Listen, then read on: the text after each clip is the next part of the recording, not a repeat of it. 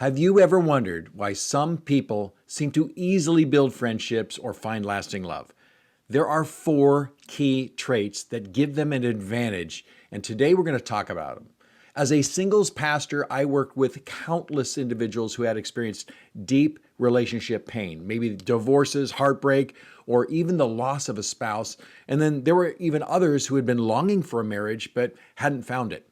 With unresolved pain like that, you might think that they would have a tough time forming healthy relationships, especially those that would lead to marriage. And for many, that was true. This is what surprised me. A significant number of them had relationships and they thrived. They healed in this process. They built strong friendships and found happy marriages. Over time, I noticed that they all shared these four key traits. And what are those traits? We're going to explore them. At the end of this video, I'm going to reveal why these qualities are so critical for marriage and the marriages that I saw coming out of this ministry.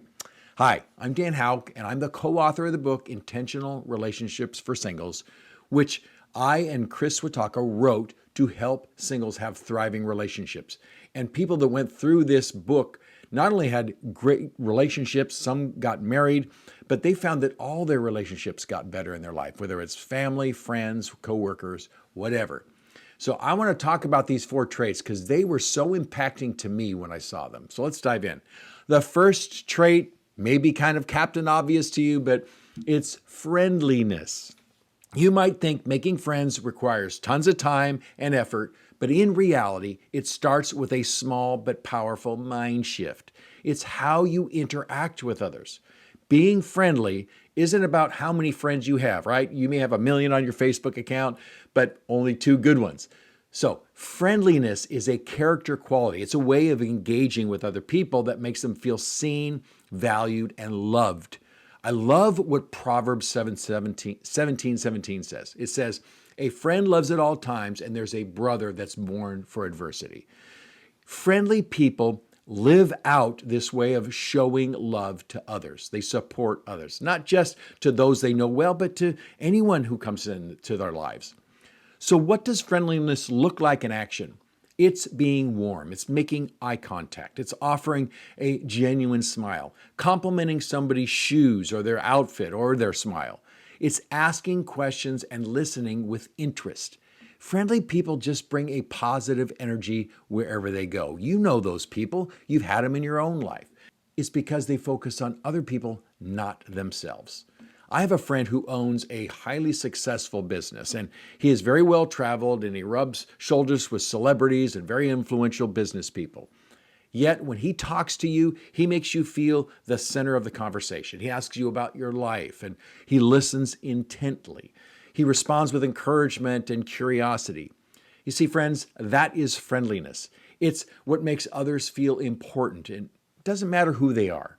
Even with difficult people, friendly people just offer a different approach. They don't criticize, they offer encouragement. They don't gossip, they talk about their friends in a positive way.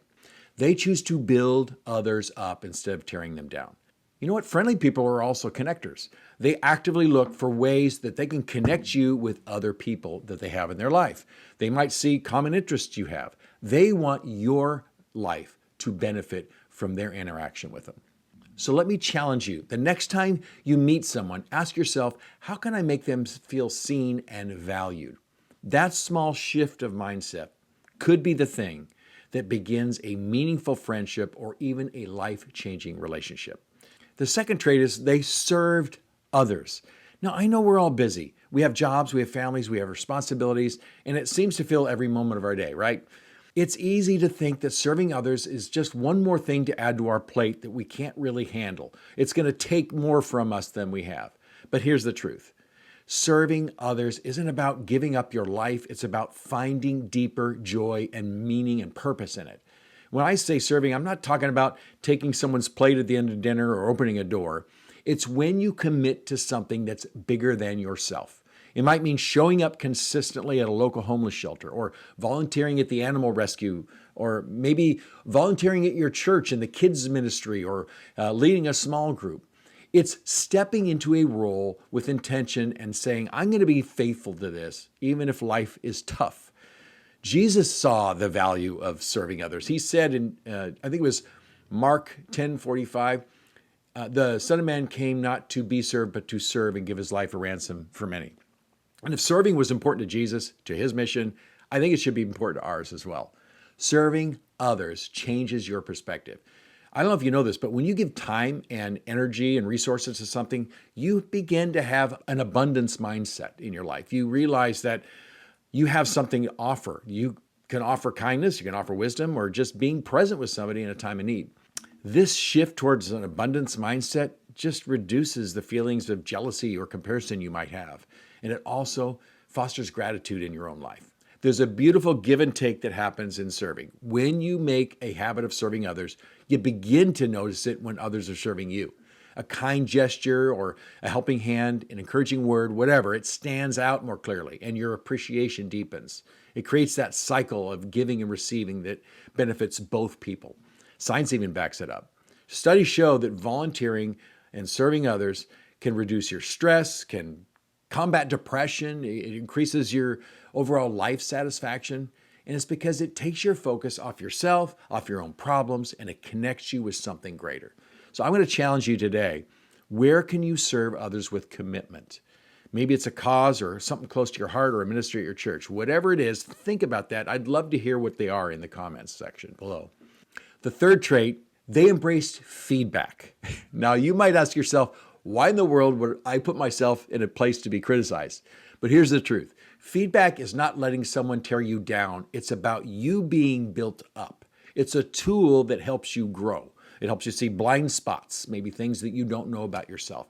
It helps you become stronger than you thought possible even. If you want to reach your full potential in life, learning to embrace feedback is essential. And there's really only two approaches to this. Number one is it's the base level, being willing to receive feedback. It's staying open to what somebody might offer, constructive criticism, even if it's unexpected. And I know it's not easy. Our natural reaction when someone's giving us some feedback is often to get defensive or dismissive. But when you choose to listen and you reflect and you apply it, whatever they're saying to your life, you will find you grow.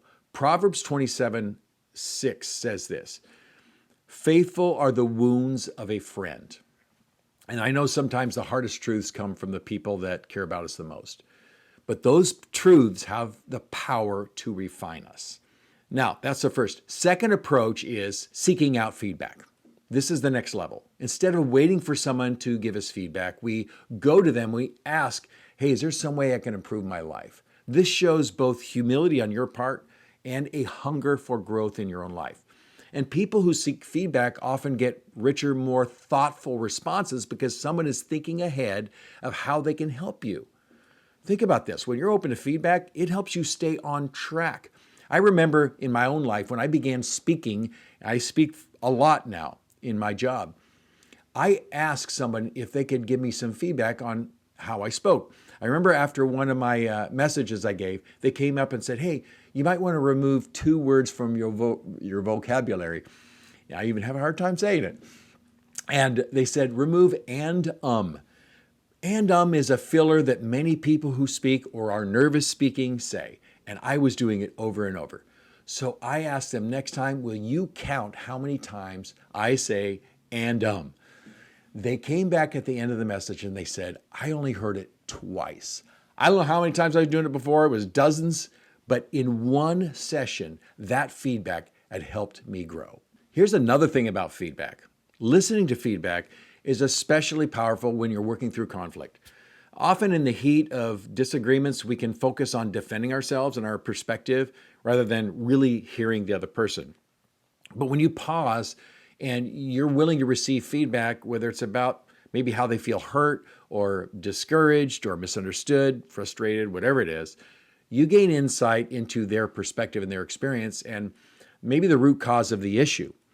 Proverbs 15:1 says, a gentle answer turns away wrath. Isn't that true? By listening with humility, you not only diffuse the tension, but you also demonstrate that you value the relationship more than just being right. Feedback in conflict isn't about assigning blame. It's about understanding each other at a deeper level. When both people feel heard and understood, conflicts can transform into deeper connection and mutual growth. So here's the truth. Embracing feedback transforms your relationships and your character. It creates a cycle of growth, trust, and connection to the people around you. So I got a challenge for you today. Don't just be open to feedback, but seek it out. This week, ask somebody you trust, what's one area of my life you see that I might be able to improve? What's something in my life maybe I'm missing that I really should be aware of? And then listen, reflect on it, and apply it, act on it. That simple step could make you more comfortable with feedback in the future and even lead to maybe a breakthrough in your own life. The fourth trait, and this is a big one, they kept commitments. You ever wondered why some people just seem to be a driving force in a group or a cause? It's because they're not just passionate, they're committed. Commitment to a cause or a community is what transforms good intentions to something that lasts. In a world where it's easy to walk away when times get tough, the people who remain, who stay dedicated are the ones who really make a difference. Whether it's a volunteer organization, maybe it's a team, or some cause you believe in, your commitment has the power to inspire other people. It creates change. It builds something meaningful that stands the test of time. So if you want to make a lasting impact, it's going to start with commitment. But commitment isn't just about big promises or big marriage vows, right? It's found in the small everyday actions. It's showing up when you say you will. It's following through on your plans or being there when someone needs support. These little minor moments demonstrate dependability. They make others feel valued and cared for. Keeping your commitments also teaches you self-discipline and selflessness.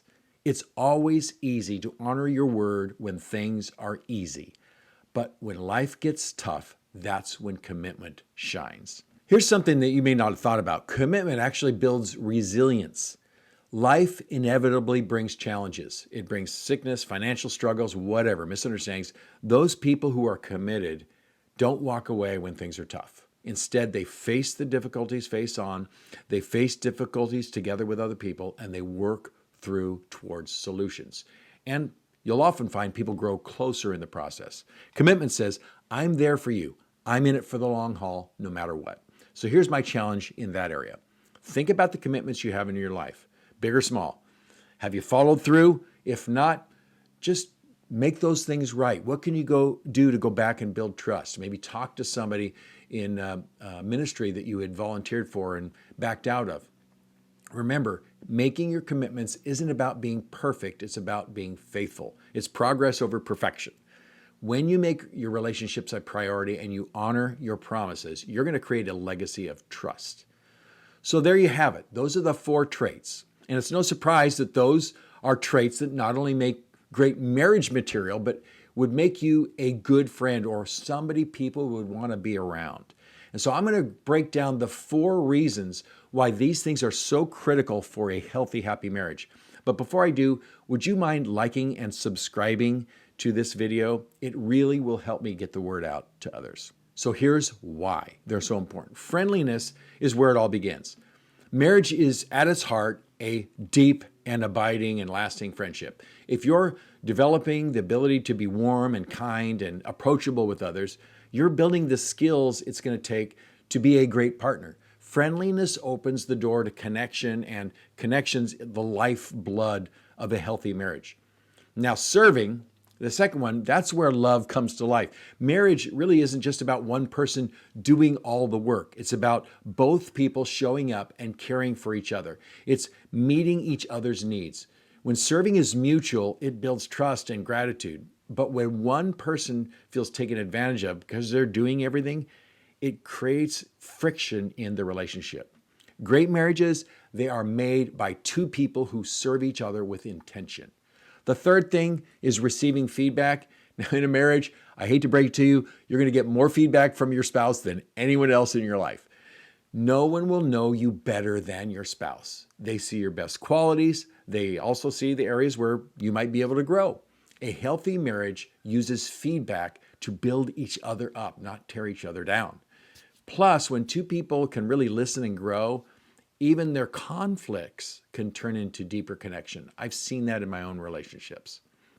And the last thing to think about commitment is this is the one thing that will hold it all together. It's easy to stay in a relationship when things are fun, when things are easy, when you're having a blast, but life isn't always smooth sailing. And commitment is what keeps you steady when the storms hit. It says, I'm here, I'm not giving up on us. That's what creates trust. That's what creates a love that lasts. These 4 traits aren't just for great marriages, though, they're for great lives. So here's the question for you. Which one will you start working on today? Because the best relationships don't happen by accident. They're built with one intentional step at a time. Thanks for joining today, and may all your relationships be intentional and thrive.